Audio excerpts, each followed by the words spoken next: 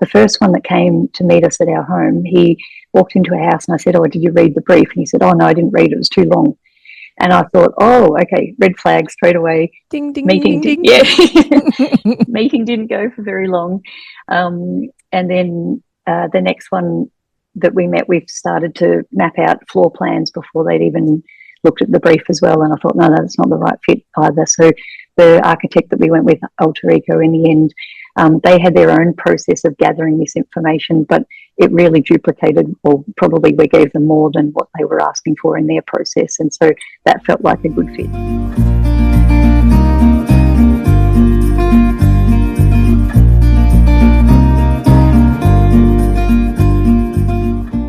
Well, Tanya, I am so excited to have you here and so looking forward to our conversation. Of course, we had Anthony Hickey, your builder from Two Tone Constructions, on the podcast a while ago talking about what it was like to work with a home method. He had glowing praise for what it was like to work with you as an informed and educated homeowner. And it really was a testament, I think, to what it's like to be an empowered and educated person as you step into your project. And he in particular, you know, and a lot of homeowners can be very nervous about feeling like they're overstepping, or that that their builder's going to resent them for that.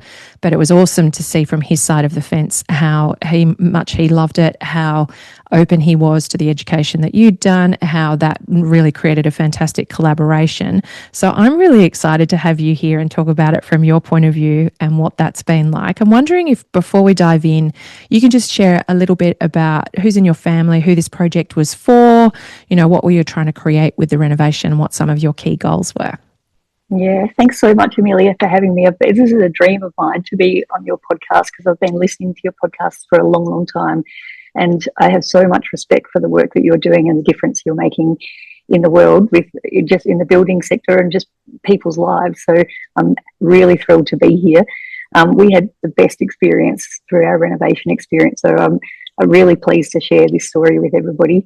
In my family, we've got Paul, my husband, myself, my 12-year-old daughter, Emily, who was probably 10 when we were going through this process.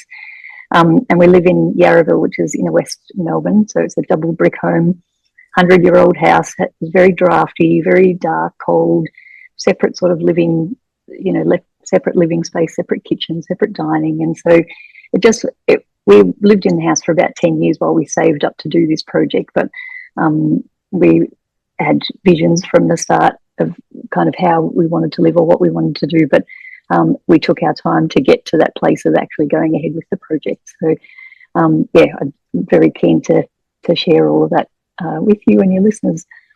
What did you take, what that kind of size was the house, and where did you take it to? Like, how much did you actually sort of create through the renovation?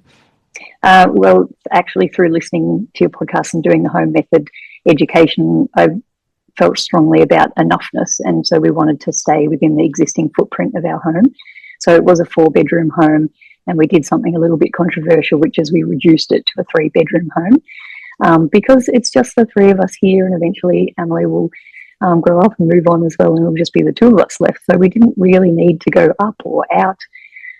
Actually, one of the architects that we met with very early in the process wanted to extend out, and that immediately seemed like a red flag to me. Like, we've already decided we want to stay within the footprint. We've got enough here.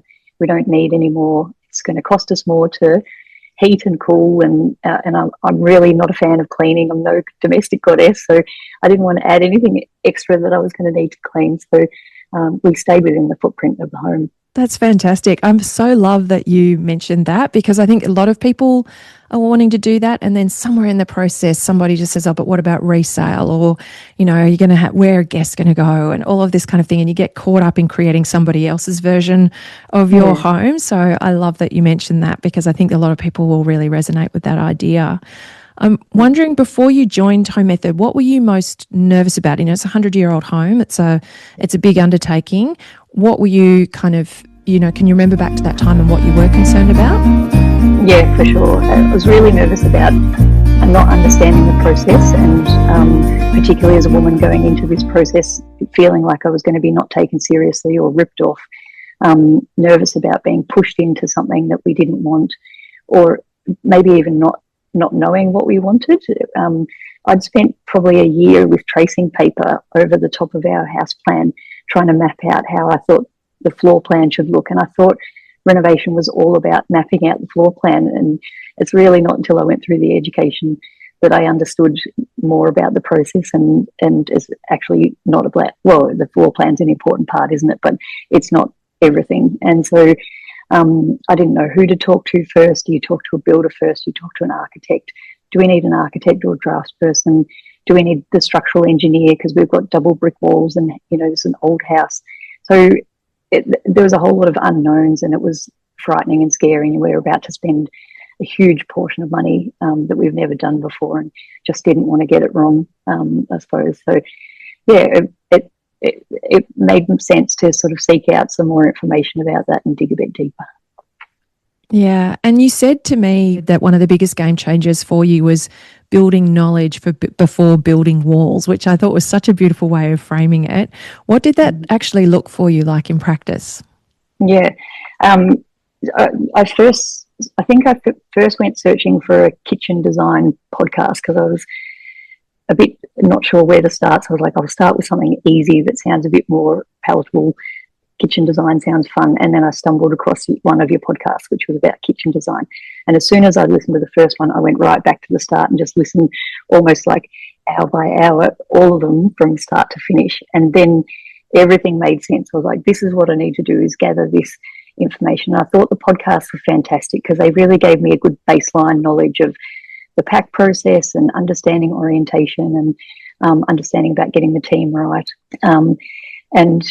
And I love the podcast, like particularly like kitchen design, that Francis Cosway one from White Pebble Interiors, and then the Dulux colour one. As you can see, we've got green in our kitchen as a result of understanding colour. But I wanted the next level of knowledge. After I'd listened to all your podcasts, I thought it feels really important. If we're going to spend this money, I want to get the next level of education, which is what prompted me. I came along to one of your webinars, and I heard somebody say, you'll get the money back from the education in your project somewhere. And I believe that, and so I went ahead with it. And I can tell all your listeners, guaranteed, you will recover your money easily by going through the home method. And so the biggest concerns that we had was stuffing up the project, getting ripped off, feeling stressed. And so what home method was able to offer me was that probably three main things. One was the endless supply of resources that you get through the education.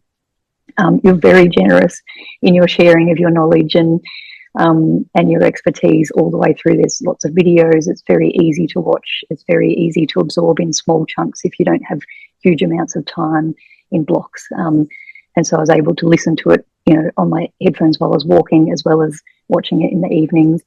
All the checklists, the interview questions for builders, I use, like all of these resources that I used. And I have to admit, we probably used the learning and the resources up until about the build stage, because by then we'd established our team, and we had Anthony Hickey from Two Tone Construction, who very well, and he was exceptional. And so by the time we got to that stage in the process, I didn't feel like I needed to rely on the resources as much anymore, because we had this great relationship with Anthony, who was our builder.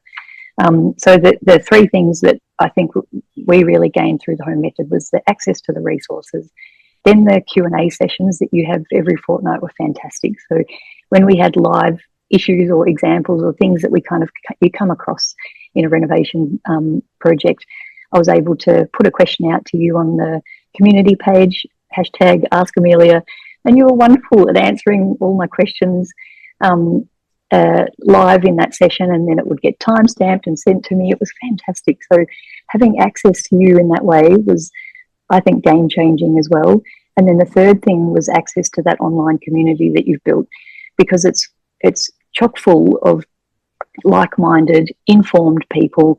They're either going through the same stage as you in the project, or they've been through it recently, so they've got really up-to-date knowledge, and they are so unbelievably generous in the sharing of their knowledge and expertise, and the information, like the detailed information that some of them send back, really helped us live. We never felt alone or unsure about anything, because there was always somebody to ask, whether it was you directly or through the online community. It was absolutely game changing, and so that really set us up well for feeling confident to go through this renovation process, and it led to such a wonderful outcome. Like, I honestly have not heard of anybody else saying that they enjoyed their renovation process, and we really enjoyed it. I love that. And because you've heard me say I'm a firm believer that you can and you should enjoy doing your project. And that community is isn't it? Like, I get blown away by how much people, there's people who become really subject matter experts in particular areas that they're really passionate about, and then they feed that knowledge back into the community to benefit others. And it is really exciting to see that collective learning journey. I think that your own home can feel like such a special little snowflake that's so geographically specific. You can think that nobody's really going to know what you need to contend with unless they can physically be there and see what you're navigating or what your home might need. But to be able to actually see in that community everybody is on a similar journey, and there are things that people have as big priorities that they then feed back in, that then align and resonate with others, and together everybody then can really collaborate and partner with each other to get the best outcomes. And just also, I think it's that thing too of just renovating a building can be quite an emotional journey as well, and to see others and what they're struggling with and what they're sharing and what they're overcoming as well can be really comforting. So I'm wondering if you can tell us about your design brief. So you mentioned to me that it was a 33-page brief. I'm really curious, how did actually preparing that brief help you to get clear? You said, just earlier that you weren't sure that you'd actually know what you wanted to do. And so, creating that brief is a really big step in getting clarity around that. And then how did that brief go through the project in terms of, actually driving some of the design outcomes, helping you communicate effectively with your team, and being able to kind of navigate that build experience more confidently? Yep. Yeah, that's a good question. I think my biggest advice to everybody is to be really patient through this stage, because sometimes it can feel like I just want to get going and do things. But trust me, if you invest time into putting this brief together, it will come back to you in spades. So we spent about 8 months, I think, in total on building a design brief, got the template through the Home Method program, and focused on how we wanted to live, not what we wanted the house to look like.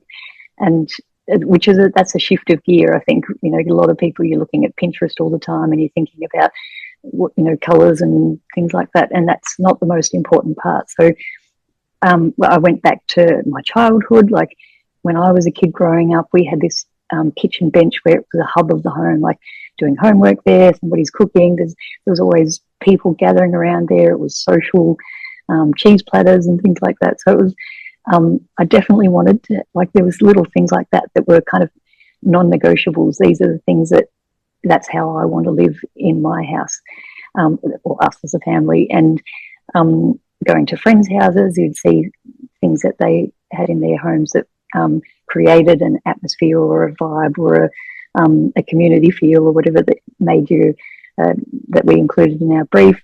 Also things that annoyed us about our current house. There was dark corners, getting a cupboard that could hold an ironing board and a clothes horse and all those things, just little things like that. You just, as you live and you're going through everyday life, just keep a little note of all the things that annoy you about your house and things that you love about your home, things that you love about other places you've been to, and then bring it all together in a document. And that template was a fantastic base. And we also focused on because you talk a lot about the 5 Fs, the feel, the functionality, the furnishability, the flexibility, and the flow.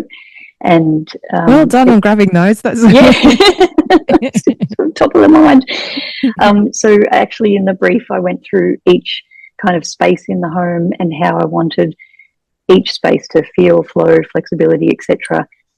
So it took considerable time, but it was really worth it, because when we sent that brief out, we sent it out to about 4 architects, I think, in the end. The first one that came to meet us at our home, he walked into a house and I said, "Oh, did you read the brief?" And he said, "Oh, no, I didn't read it. It was too long." And I thought, oh, okay, red flag straight away. Ding, ding, Meeting ding, ding. Yeah. Meeting didn't go for very long. And then the next one that we met, we've started to map out floor plans before they'd even looked at the brief as well. And I thought, no, that's not the right fit either. So the architect that we went with, Altereco, in the end, They had their own process of gathering this information, but it really duplicated, or probably we gave them more than what they were asking for in their process. And so that felt like a good fit. And then how that translated was when we engaged with Altereco, they did the first two design sketches, as in like kind of initial plans. And the first meeting that we had, we immediately loved one of their designs already. And it was such a relief to walk away from that meeting feeling like, oh, wow, that they really understood us and they really understood how we wanted to live.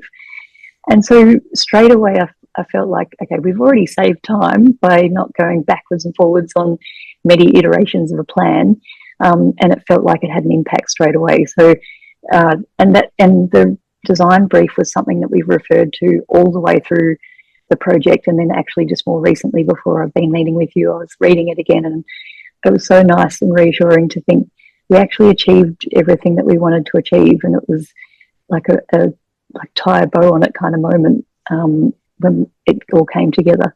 Yeah, it's a really interesting exercise, isn't it? Because I find that time and time again, what you're saying is echoed by a lot of other home method members, that work of sitting down and in the time when you've still got some, I think you've got, you're not hurtling towards kind of like a deadline.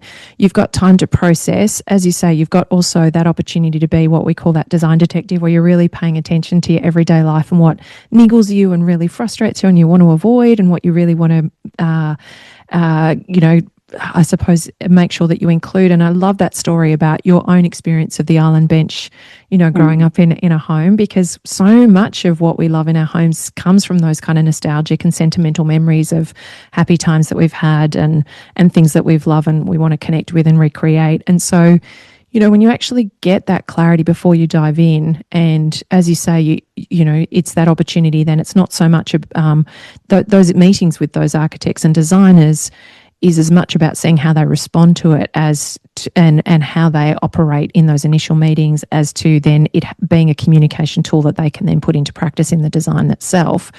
And you have greater clarity about what you're looking for, which means you're able to communicate more effectively. They have a better understanding. And so the alignment then can either be, very quickly, is this going to be aligned or is it not going to be aligned? And then those resolutions can be reached much more smoothly as well. And we have had experiences where people have dived into a design process with an architect or a designer, and that first response has come back and it's not in alignment with the brief, but you've got somewhere that's really concrete to go and say, hey, why did you design this when this is what we're asking for? Rather than it being this really grey thing of, well, maybe they just didn't understand it because we were verbally communicating it, or we hadn't really spent the time thinking about it before we dived in. And so I think, I love that you took some time, because what you're doing in the process is you're getting to know what you want really well. You're also building trust in your ability to think about these things and understand these things. That then means that you can step into the process trusting your own ability, which enables you to then trust others and be able to see the red flags very quickly. So, and it's so beautiful to hear that, design briefs do change, but it sounds to me like you were able to get super clear, then pull the right team together. They also respected it as a platform of communication as well. And then you could sanity check everything against it. So, and I think that's, it really does pay dividends in the long run to have that place to come back. Because I can imagine, the thing that, one of the reasons that we talk about using the design brief so much is because you're going to make thousands of decisions. So you need somewhere to come back to get clarity. You need somewhere to sanity check things. Yes. And so did you find that, you mentioned you used it quite a lot. Were you using it at times where you really needed to revisit your goals and go, no, this is actually what we're working towards?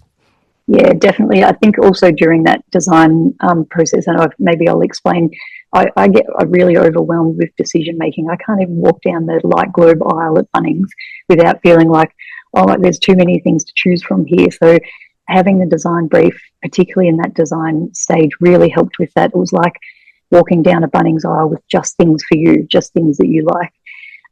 That's the analogy that kind of comes to mind during that design stage, because we engaged an interior designer through the architect. And she was fantastic. She understood our brief, she understood us. And when she presented us with, I don't know, colour choices or wallpaper choices or finishes of carpet choices and things like that, quite often she'd just show us one or two things and we were able to choose immediately from those because she really understood us. And I think it just took all the noise out of the decision-making process.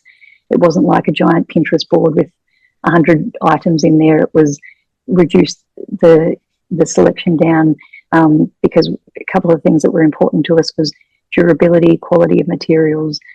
We're not project people. We're not great at fixing things and maintaining things. So we were happy to spend a bit more money on finishes and fixtures and things like that were going to last and be easy to maintain. Like I referred to me not being a domestic goddess, I want them to be surfaces are easy to wipe and that sort of thing. So our interior designer was also really conscious of that when she selected items for us and showed them to us, that all of the design brief was coming into that straight away. So I think also that then reduces the time that you're taking to make these decisions and go through that process, and time equals money. So it's a no-brainer. Like the design brief was absolutely the foundation of the project. Yeah, thank you for sharing that. It's such a great example to help people understand how to simplify that decision making for themselves. So now your project significantly improved the performance of your home.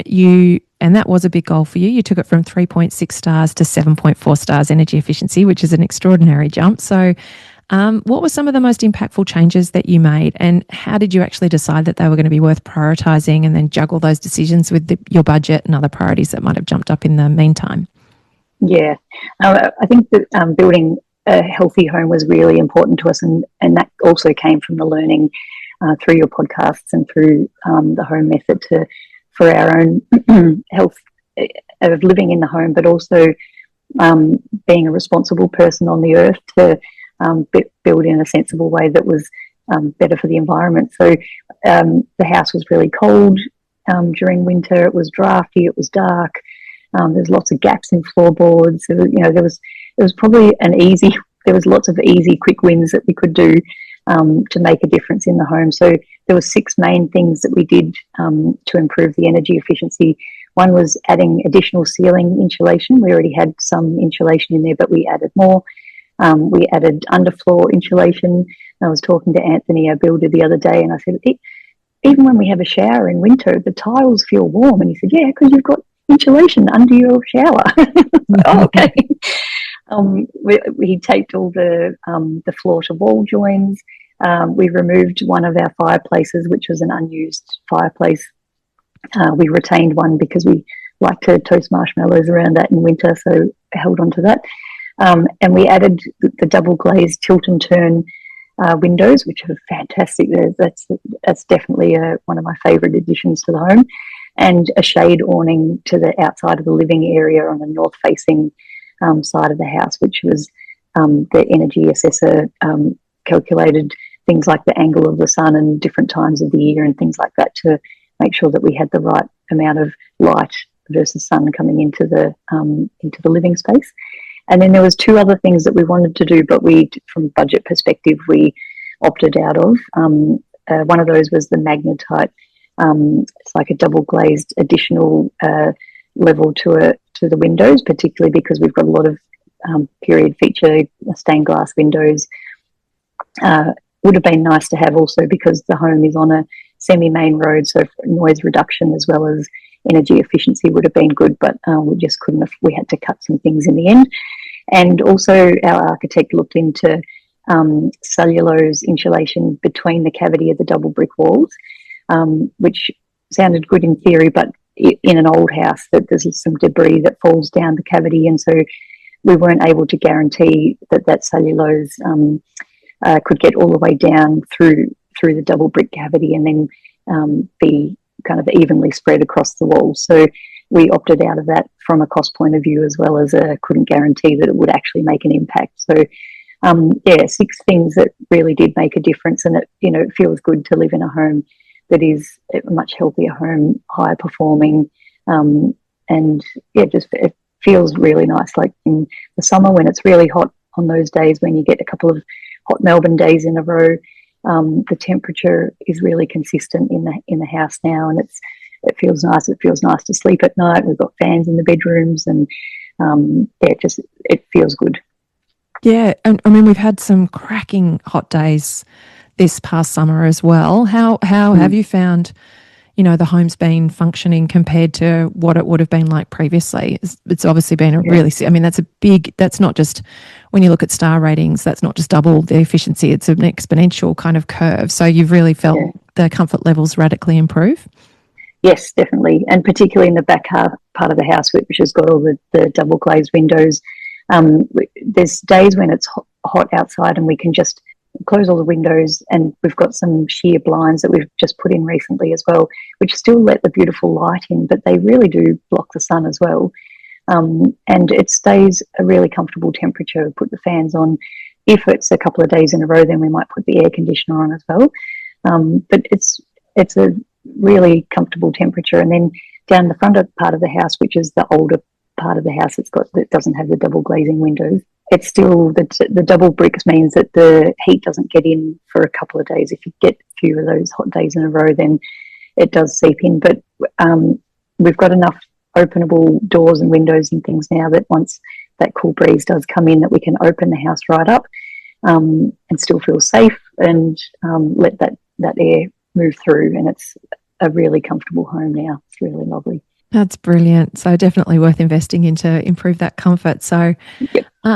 And so choosing the right team clearly made a difference for you. What did you look for in your designer and your builder, and how did that process of being able to have the resources in Home Method and knowing what to ask them and all of those kinds of things actually help you bring that team together well?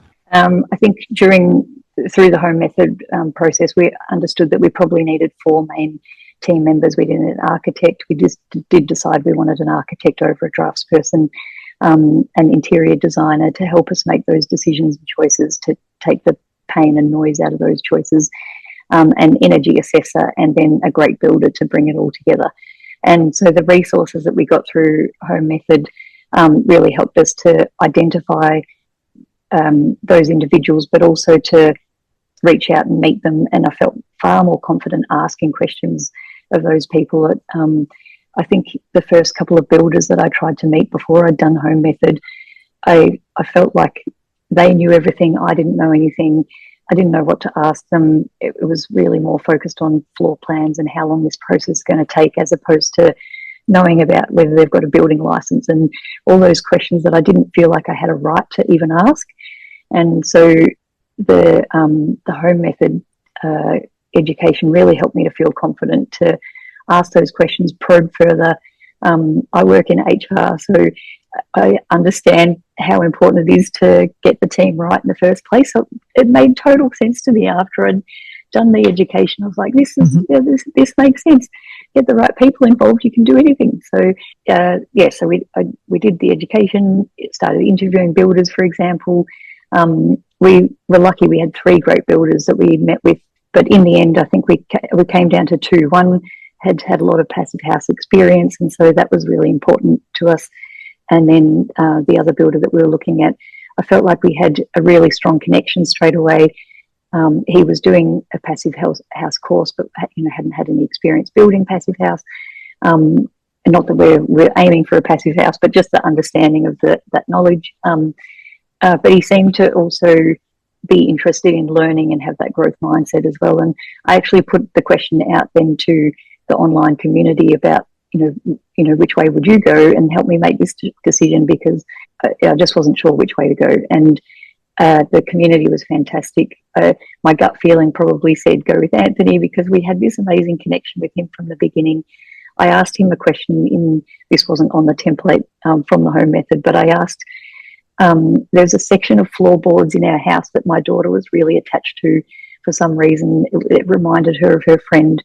And so I said to each of the 3 builders that we'd met with, what could we do to preserve this section of floorboards? And Anthony straight away, he said, oh, that's easy. We love doing projects and taking some of the old house to the new, and we can make picture frame, we can do a frame around a mirror, there's so many things we can do. and that just straight away I was like, oh, he understands us as people as well, and he cares deeply about things like this. And so it just seemed like a no-brainer that Anthony was the builder we went, and we're so glad. He was like absolutely made our project such an enjoyable project, easy to talk to, great communication, kept our project on time.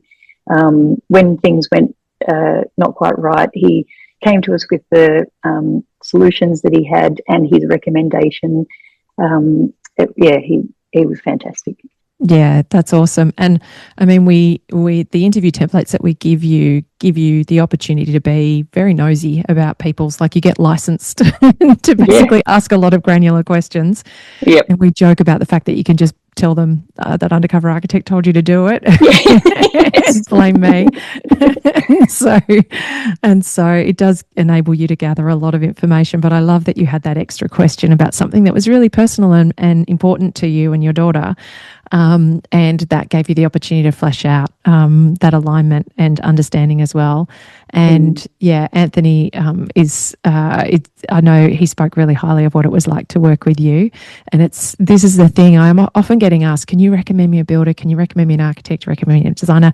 We of course have the Undercover Architect Army inside Home Method where professionals have reached out to us, or other members have used them, and we've then said, do you want to be added to the UA Army, because they are like-minded with Undercover Architect and what we teach and the way that we suggest people get to work with their team.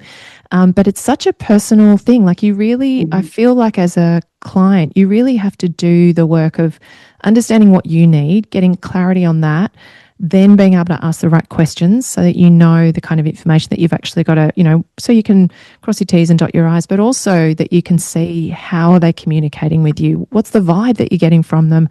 Are they meeting you where your needs are at? And so there's this combination of getting the right intel whilst also being able to see, is that personal connection there, and do you actually see that this is somebody that could be in your life for the next 12 to 18 months whilst you navigate this project, and that you can trust in a way that is not just about obviously handing over large sums of money and creating something really long term for you, but that you can have really intimate conversations with, and that you don't feel silly or exposed by, being able to talk with that. And I think it's this really interesting thing that I think you've done really well, Tanya, of getting yourself educated, asking the right questions, having that clarity for yourself, and then leaning into, well, I want to ask this personal question, and then getting that feedback loop. And then that slowly over time really then builds that connection that then enables you to really elevate the kind of quality of relationship that you get to have with your professional. And Anthony's such a great operator, and he's such a lovely person as well. So, he operates with a lot of integrity. And so that thing, and he spoke on the podcast about, I think it was something with your heating system where, it wasn't going to work out and he knew it was going to be a variation, and what he was tying himself in knots over how he was going to come to you with that. And, I think that's that thing. Everybody's people inside this kind of what is a professional relationship. But it's so important that you can actually have really candid conversations with each other. And that takes being able to feel that you've got the level of professional understanding of how they operate their business to then be able to trust that personal connection as well. So I think you did a great job of being able to combine the two in terms of getting that brief together, getting the interview checklist, and then being able to elevate it with that personal connection. So absolutely brilliant.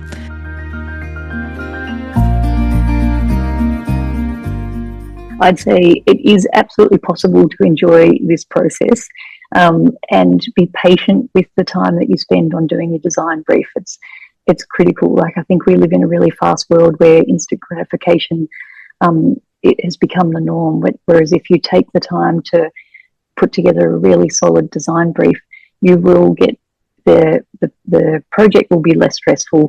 It will cost you less money, and you will love the place that you live in after you've done it.